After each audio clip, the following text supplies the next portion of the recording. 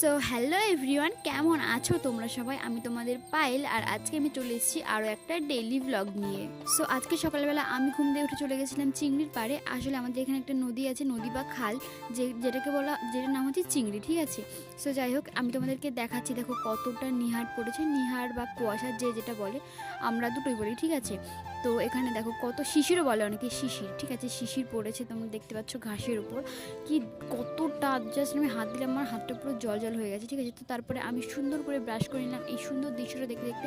আর আজকে জানো তো, আমি ঘুম ধরে বিছনা না গুছিয়ে উঠে এই চিংড়ি পাড়ে চলে এসেছি। কেন জানি না, রোজ আমি বিছনা গুছিয়ে উঠি, বাট আজকে আমি বিছনাটা না গুছিয়ে এদিকে চলে এসেছি। তো যাই হোক, তারপরে ব্রাশ ট্রাশ করতে করতে আমি দেখলাম যে দেখো হাঁসগুলো কি সুন্দর খেলা করছে জলের মধ্যে। আচ্ছা গাইস, আমার কাদা মনে একটা সাদা সাদা প্রশ্ন আছে, ঠিক আছে?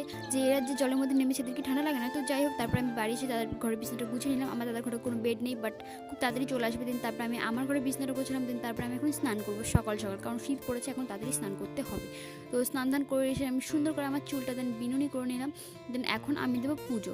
হ্যাঁ, আমি এখন পুজো দেবো। আমি ভালো মেয়ে, পুজো দিই। তোমরা কী ভাবছো আমি কোনো কাজ করি না? আমি অনেক কাজ করি, বাট আমি ভিডিওতে দেখাই না।